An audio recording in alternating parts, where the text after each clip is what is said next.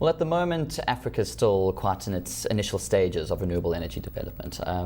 For the past 2 decades, renewable energy has been quite a high growth technology within the global perspective. However, Africa's only really caught on, particularly Southern Africa, over the last few years.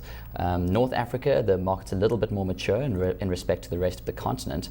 However, South Africa finally has started to get a bit of traction in the development of a renewable power market within its own countries. Other smaller countries and developments that are ongoing within the rest of Africa is more located to a bit on the east side, and then a few developments within Nigeria.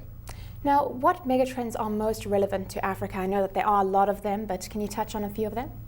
Within the African context, the megatrends that we'll be covering in this document that you're referring to, it's called the African megatrend, the top 8 African megatrends that are going ahead from 2010 to 2020.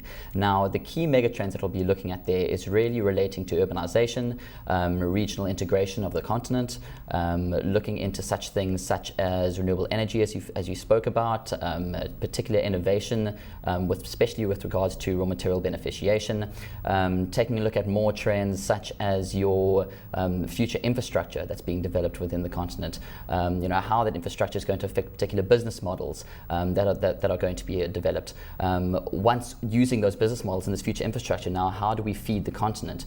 We're a growing population, and with economic growth expected and being experienced quite robustly in many African economies, how are we going to keep up with that growth with regards to food supply?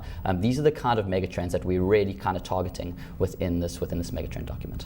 Now, we rely on 90% carbon power. What are the major drivers that are driving this renewable power development?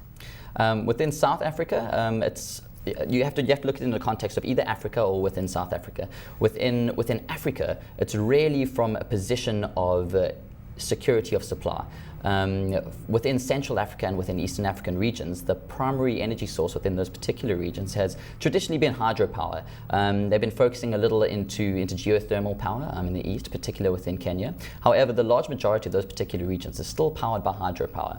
Now, the diversification of these areas' generation mixes away from that of a singular energy source that, due to such things as droughts, could be unreliable, is one key factor that's driving it. Secondly, there's a lot more available funding out there at the moment globally for clean energy initiatives, particularly within developing economies such as Africa. So the access to funding is really important within Africa, particularly consisting of nations that don't necessarily have their own funding and their own capital, governments or financial institutions, to invest into these kind of projects. Within South Africa, as you mentioned, 90% focused on coal power.